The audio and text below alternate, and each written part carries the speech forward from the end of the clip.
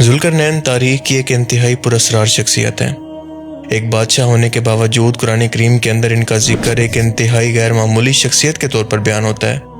اللہ نے ان کو ایک عظیم سلطنت عطا کی تھی اور ایک خاص قوم سے ان کا سامنا کروایا جسے یاجوج ماجوج کے نام سے جانا جاتا ہے، اور اس قوم کا قرب قیامت کے اندر ایک بار پھر سے نکلنا قیامت کی ایک انتہائی اہم ترین نشانی ہے۔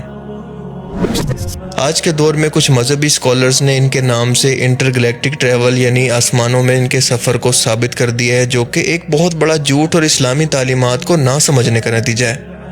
ذوالقرنین کا ذکر قرآن پاک کی سورہ الکہف کے اندر کیا گیا ہے اور آیت 83 سے لے کر 98 تک ان کے سفر کا حال بیان ہوتا ہے، جو کہ انہوں نے ایک مشرق کی طرف، ایک مغرب کی طرف اور ایک شمال کی طرف کیا، جہاں پر انہوں نے یاجوج ماجوج کے خلاف ایک دیوار بنائی۔ سورہ کہف کی یہ آیات اس وقت نازل ہوئی جب ایک یہودی عالم کے پاس کچھ عرب کے لوگ پہنچے اور ان سے کہنے لگے کہ محمد صلی اللہ علیہ وسلم سے ایسا کیا سوال کیا جائے کہ ان کے نبی ہونے کی حقیقت واضح ہو جائے۔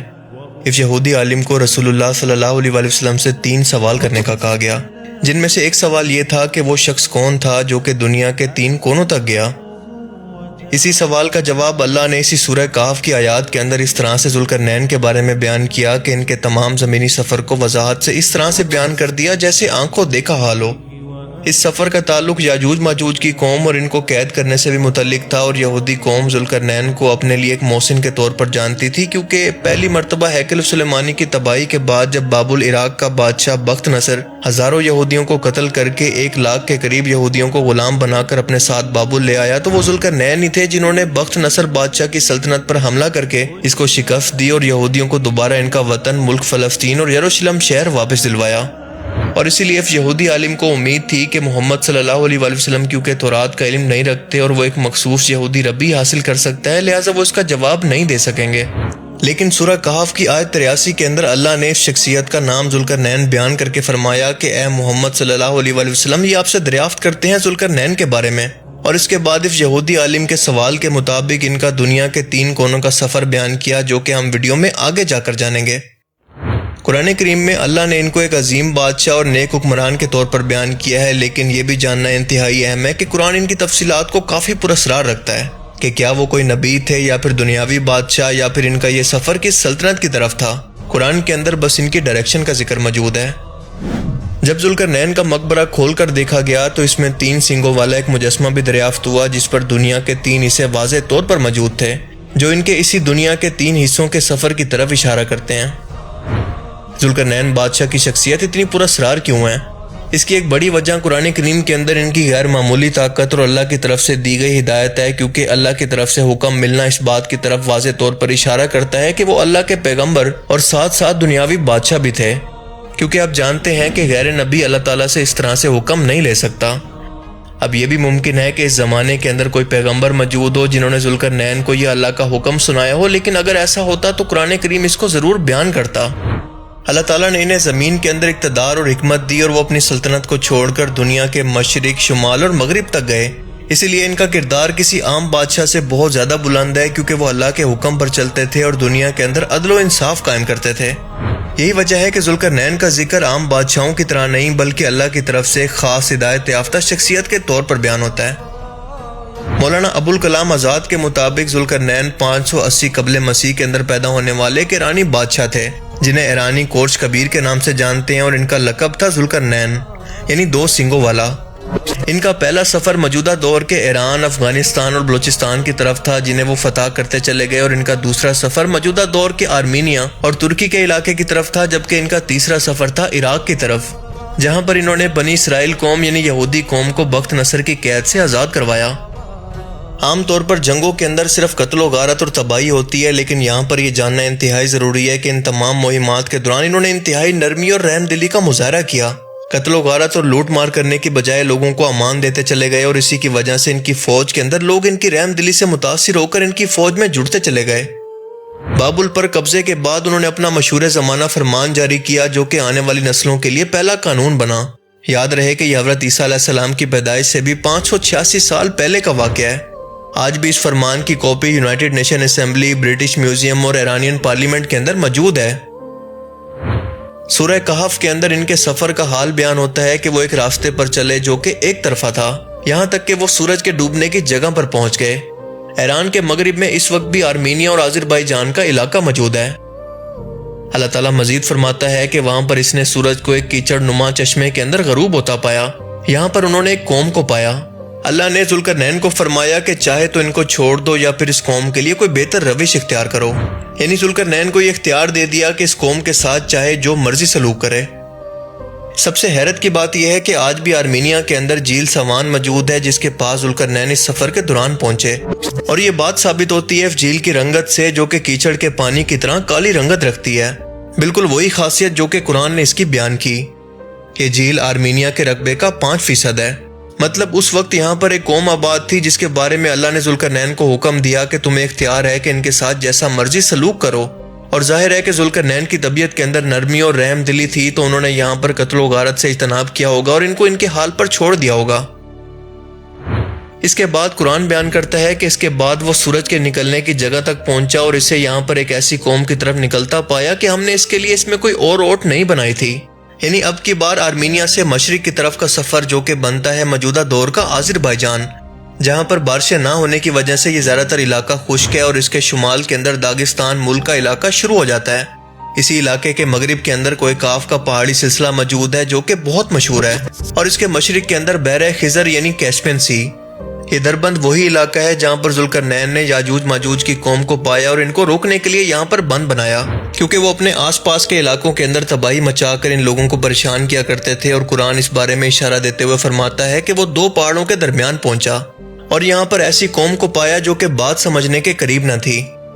یعنی 2 پہاڑوں کے درمیان موجود ایک قوم جو کہ اونچائی کی جگہ پر موجود تھی۔ اور حیرت کی بات تو یہ ہے کہ آج بھی اسی دربند کے علاقے کے اندر ایک قلعہ موجود ہے جو کہ اسی قوم سے منسوب ہے۔ اس قلعے پر آج بھی وہ دیوار موجود ہے، وہ بند موجود ہے جو کہ ذوالقرنین نے اس قوم کو روکنے کے لیے بنایا تھا۔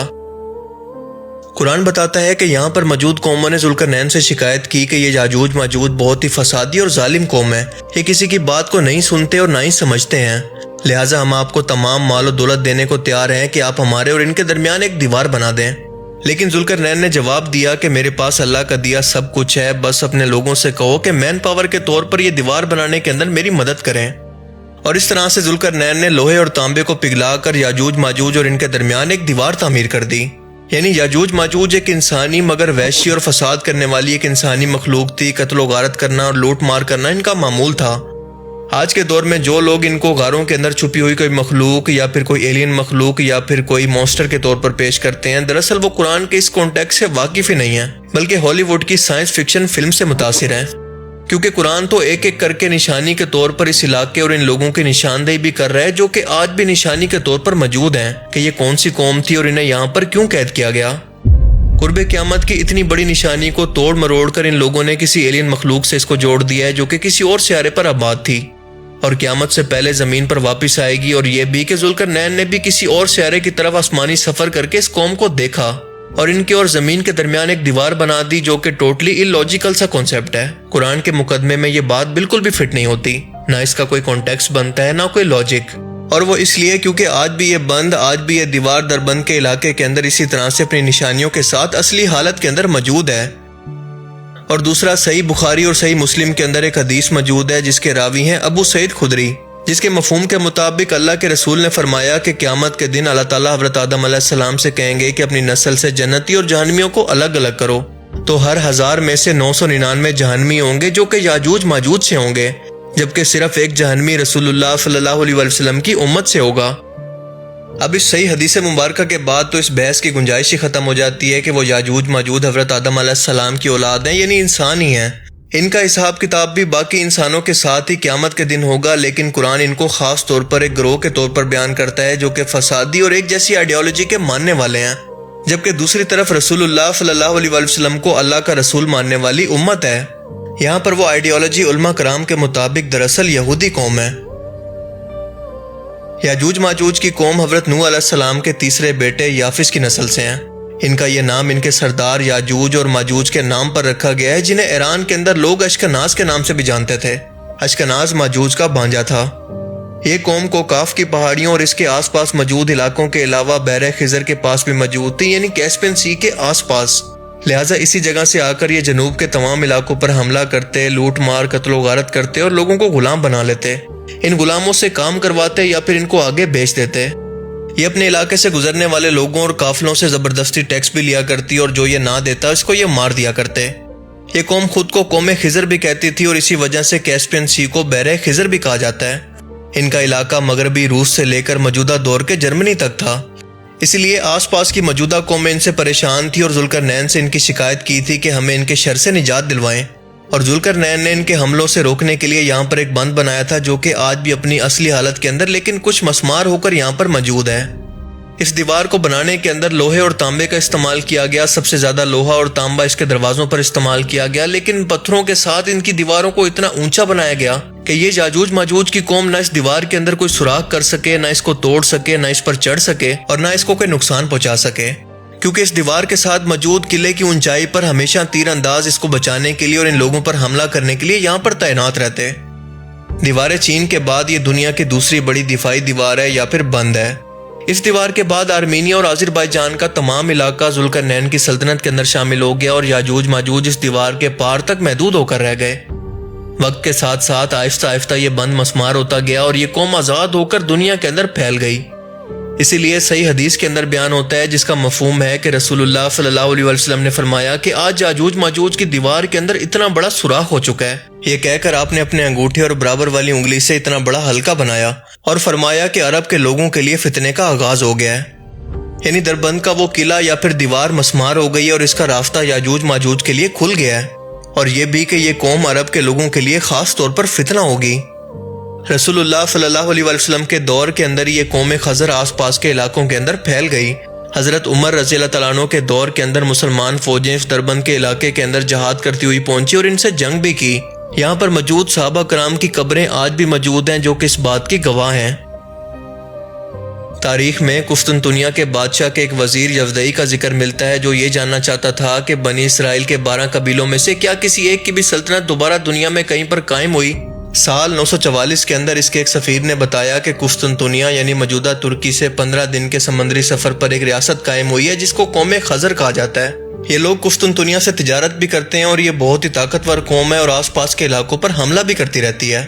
یزدئی نے اس خضر قبیلے کے بادشاہ کو خط لکھا اور اس سے پوچھا کہ وہ قوم بنی اسرائیل کے کس قبیلے سے تعلق رکھتے ہیں۔ جواب میں خضر قوم کے بادشاہ نے جواب دیا کہ کسی بھی قبیلے سے نہیں، بلکہ ان کی نسل نوح علیہ السلام کے بیٹے یافس اور اس کے بعد تگورما سے آگے بڑھی جو کہ ترکوں کے باپ بھی کہلاتے ہیں۔ اس کا کہنا تھا کہ ہماری قوم کے اندر ایک بادشاہ بولان تھا جس نے کفر کے نظام سے تنگ آ کر اپنی قوم سمیت یہودیت اختیار کر لی۔ یہ بہت ہی حیران کن بات تھی کیونکہ یہودیت ایسا مذہب ہے جس کو اختیار نہیں کیا جا سکتا کیونکہ یہودی کی اولاد ہی یہودی ہوتی ہے یا بنی اسرائیل۔ آج بھی اگر آپ غور کریں تو یہ اشکنازی جیوز سفید فام ہیں جبکہ اصل یہودی گندمی رنگت کے ہیں، کیونکہ یہ اشکنازی جیوز دراصل اسی بادشاہ بولان کی نسل سے ہیں جو کہ اصل یہودی نہیں ہیں بلکہ پوری یہودیت پر قبضہ کر چکے ہیں، اور رسول اللہ صلی اللہ علیہ وسلم کے فرمان کے مطابق یہ عربوں کے لیے فتنہ بن کر اپنے آس پاس موجود تمام عرب ریاستوں کو ایک ایک کر کے ختم کر رہے ہیں، جبکہ اصل یہودی پوری دنیا کے اندر اپنی سزا کی وجہ سے در بدر ہیں اور اصل یہودی ان پر آواز بھی نہیں اٹھا سکتے۔ لیکن اکثر آپ ویسٹرن ملکوں کے اندر دیکھتے ہوں گے کہ اصل بنی اسرائیل کے لوگ یا پھر یہودی لوگ فلسطین کے اندر ہونے والے اشکنازی جیوز کے ظلم کے خلاف جتنا ان کو موقع ملے یہ پروٹیسٹ کرتے رہتے ہیں۔ اسی لیے ان اشکنازی جیوز نے خود کے لیے ایک الگ ریاست اسرائیل کو قائم کیا جبکہ اللہ نے اپنے وعدے کے مطابق اس بنی اسرائیل قوم کی دوبارہ حکومت قائم نہیں ہونے دی، جیسا کہ بار بار انہیں حکومت دے کر اپنی لاڈلی قوم بنا کر آزمایا لیکن ہر بار انہوں نے اللہ کے حکم کی نافرمانی کی، لہٰذا آخر کار بنی اسرائیل قوم کو یہ سزا ملی کہ ان سے لاڈلی امت کا ٹائٹل چھین کر یہ حکومت عربوں کو دے دی گئی،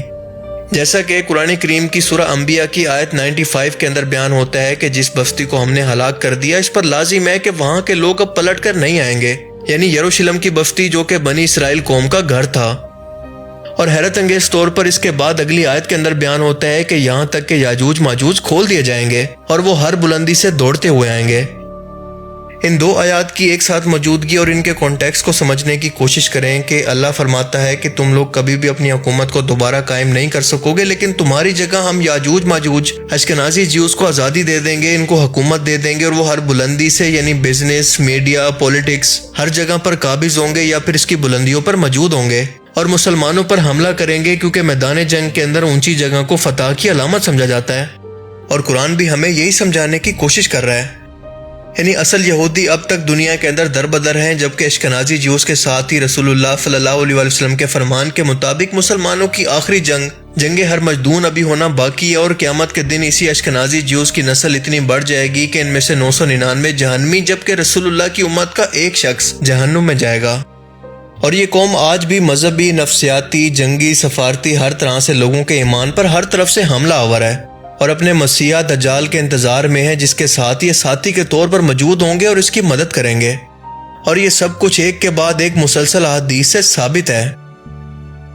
آئی ہوپ کہ اس ویڈیو کو دیکھنے کے بعد ذوالقرنین علیہ السلام کی شخصیت کے بارے میں اور یاجوج ماجوج کی تمام کنفیوژن آپ کے دماغ سے دور ہو گئی ہوگی۔